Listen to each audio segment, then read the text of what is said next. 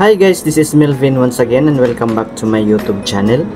Sa video pong ito ay ibabahagi ko po sa inyo ang aking pag-apply sa V+ Cash Loan App. Ano na naman kaya ang sistema ng online lending app na ito? Kaya wag na nating patagalin pa. Dadaan muna tayo sa Play Store at hanapin natin ang V+ Cash Loan App. I-search lang natin sa search bar V+. At ito po yun guys, retailer po siya ng Philippine Vastness Lending Corporation. V+ Pira Mabilis Cash Loan. So ngayon guys, i-install na natin. At nang ma-install na siya guys, ay i-open na natin. And then i-click natin itong apply now. So ito na po ang dashboard ng V+ guys. At may nakalagay na maximum loanable amount of up to 50,000 pesos. So i-click ulit natin itong apply now para makapagsimula na po tayong mag-fill up ng form. So ito po yung unang hihingiin ng V+ sa atin, ang ating active mobile number. At pagkatapos nating malagyan ito, i-click natin itong get code para ma-verify ang ating mobile number. At pagkatapos nating malagyan ng verification code, ay automatic na po iyang magni-next. And then i-click ulit natin itong apply now. Ito po yung privacy statement ng V+. Kung gusto nyong basahin, basahin nyo na lang. So wala tayong choice dito, kundi i-click natin itong agree para makapagpatuloy na po tayo. So i-click ko lang itong only this time. And then click allow. So ito po yung first page ng kanilang form guys, ang eKYC. Select an ID to verify your identity. So ito po yung mga valid ID guys na tinatanggap ng V+. Driver's license, PRC, SSS, passport, postal ID, and UMID. So ang available sa akin dito ay ang aking driver's license. So i-click lang natin ito guys. So ngayon pipicturean na natin ang ating valid ID. I-click lang natin itong next. At dahil nakasave na sa aking phone gallery ang aking valid ID, itong photo album na lang ang i-click ko. And then i-click ko itong album. And then kukunin ko po yung aking valid ID na nakasave na sa aking phone gallery. At ayan po, automatic na pong nakalagay ang mga detalye na nakasulat sa aking valid ID. Tulad po ng aking full name, ID number, at ang aking date of birth. At kapag tama po ang nakalagay dyan, i-click na natin itong confirm and submit. And then, it's time to selfie na po guys. At automatic na po yung magni-next. I-click na natin itong only this time. At ayan po, tinapat na po ang aking mukha dyan po sa may bilog. At automatic na po yung magka-capture. At ito na po ang second page ng application form, identity information.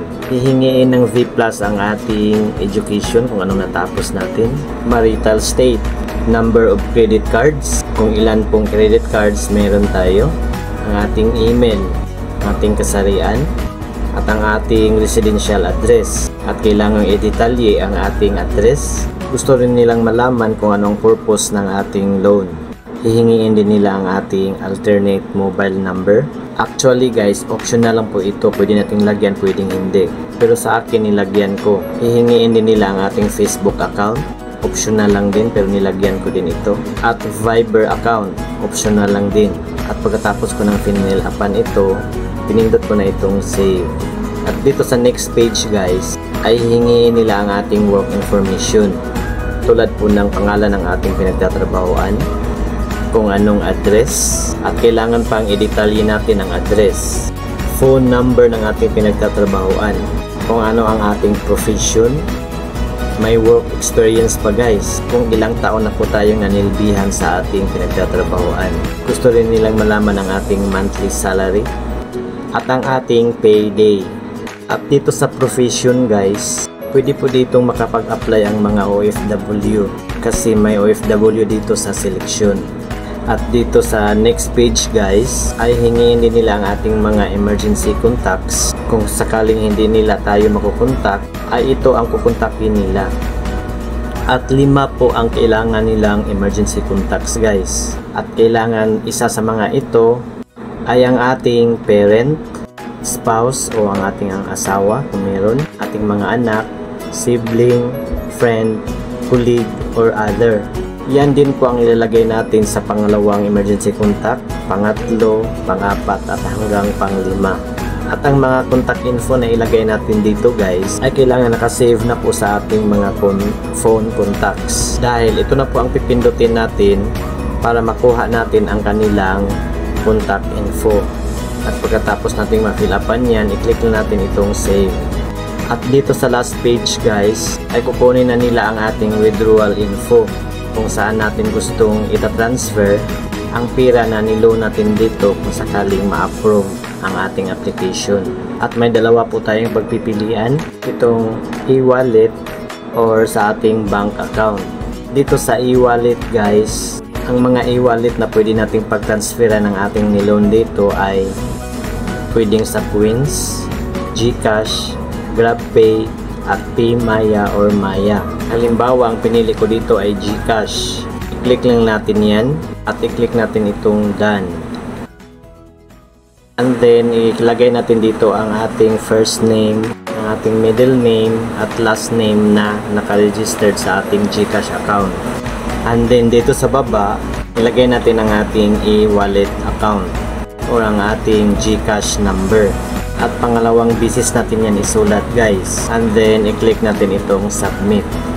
At kapag ang ating bank account ang ating gamitin guys, ito po yung mga bangko na pwede nating pag-transfera ng ating pera na niloan dito. At pagkatapos nating makapili, ay ilagay po natin ang ating bank account number dito. And then dito sa baba, isulat natin ulit. And then i-click natin itong submit. Pagkatapos nating maklik yung submit guys, ibabalik po nila tayo dito sa dashboard. So ito na po yung loan confirmation. Ito na po yung loan amount na pwede kong mahiram dito sa V+. 4,000 pesos. At 121 days ko raw itong babayaran. We'll see. At ang GCash account ko guys ay nakalagay na po dito sa payment information. At dito sa baba, dito na po tayo sa ating loan period. At dito na po magkaalaman. At dito sa loan period ay may 3 periods po tayong pagpipilian. Itong 2 periods, 3 periods, at 4 periods. So isa-isahin natin ito guys. Dito muna tayo sa 2 periods. So ang repayment schedule nito guys ay 2 beses. Kaya nga 2 periods eh. So dahil nag-apply po ako nito guys is November 23. So ang unang period ko po guys ay November 30. So 7 days lang guys. Sa 4,000 na ilo-loan ko guys, kailangang mabayaran ko na ito within 7 days ang 4,520. At sa pangalawang period na po guys ay 40 pesos na lang po ang babayaran natin. At sa March 25 pa po yan, 2025 ang due date. Nako, isa naman itong kalukuhan. May nakalagay pang note dito sa baba guys. Pagbabayaran daw natin on time ang ating first period, ay iwi-waive na nila itong 40 pesos na babayaran natin sa next period. Ay malamang, almost full paid na po tayo niyan eh. Aanhin pa nila yung 40 pesos. Hay nako. Tingnan natin ang detalye nito guys ha, kung bakit naging 4,520 ang mababayaran natin sa 7 days. I-click natin itong details guys. Ito pala yun. Principal amount pala na babayaran natin sa first period 3,960. Kaya pala naging 4,520 dahil ang interest para niyan ay 560. At ito pa ang nakakatakot guys. Itong may nakalagay na upfront service fee 1,000 pesos. Sa pagkaintindi ko nito guys, parang ibabawas po ito sa pira na niloan natin dito na 4,000. Baka ang matatanggap ko na lang dito is 3,000 na lang po. Delikado to. 1,520 nga ito eh. Pero may discount daw sila na 520 kaya naging 1,000 na lang po. So balik muna tayo dito guys. So dito na naman tayo sa 3 periods. 3 beses nga nating babayaran guys. Pero tag 7 days pa din. At sa 4,000 na ilo-loan natin, tag 2,540 na po ang every 7 days nating babayaran. So magiging 5,080 pesos na po ang mababayaran natin lahat within 14 days. Ang laki naman ng dinagdag. So tingnan nga natin ang detalye nito guys. So ito pala yung mga principal ng ating babayaran guys. So 560 pa rin ang interest kada 7 days. At dito naman sa upfront service fee, may nakalagay na 800 pesos. So 1,520 daw po yan. May discount daw na 720, kaya naging 800 pesos na lang. I'm sure ito po ang i-deduct sa ating pera na niloan dito. Plus interest pa na sobrang laki. Nako, nakakatakot na talaga. So balik na naman tayo dito at dito naman tayo sa 4 periods. At ayan po, 4 na bisis nga nating babayaran. Pero itong 3 bisis guys, tag 7 days pa din. At naka-waive pa din ang pang-4 na due date.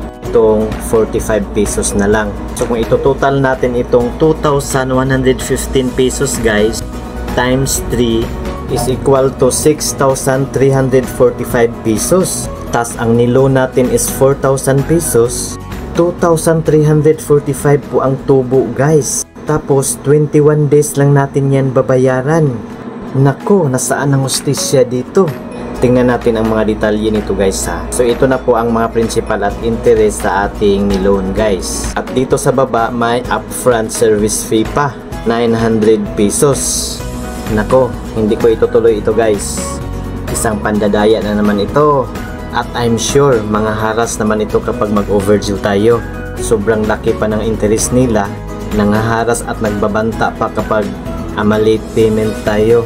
So mag-ingat pa rin tayo dito guys. Huwag tayong maniniwala sa mga pinalabas nilang mga ads na mababasa natin at makikita sa mga social media.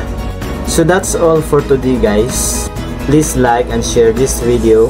At huwag niyo pong kalimutan sa pag-subscribe ng aking YouTube channel for more reviews at mga tutorial videos.